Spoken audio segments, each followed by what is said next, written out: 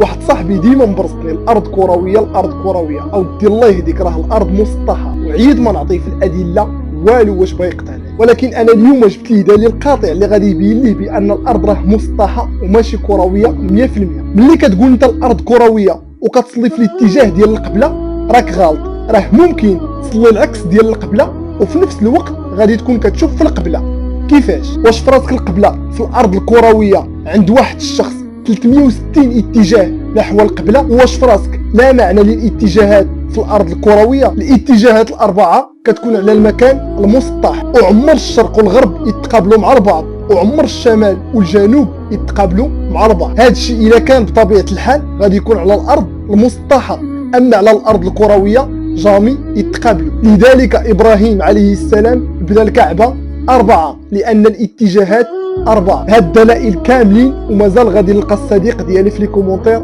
كيقول لي راه الارض كرويه. ولكن بغيتي الصراحه انا عاذرك، لانك تابع شي حاجه سميتها نازا ونسيتي كتاب الله اللي هو القران اللي كيقول الارض سطحت وفرشناها ومددناها، وهو دلائل كثيره في القران كتثبت بان الارض مسطحه. ايوا هذا جهدي عليك، وانا متاكد اي شخص فيكم عنده نفس الصديق ديالي، جيبوا واش مازال عنده شك في الارض مسطحه، ونتلاقاو ان شاء الله في معلومه جديده في الفيديو الجاي، والسلام عليكم.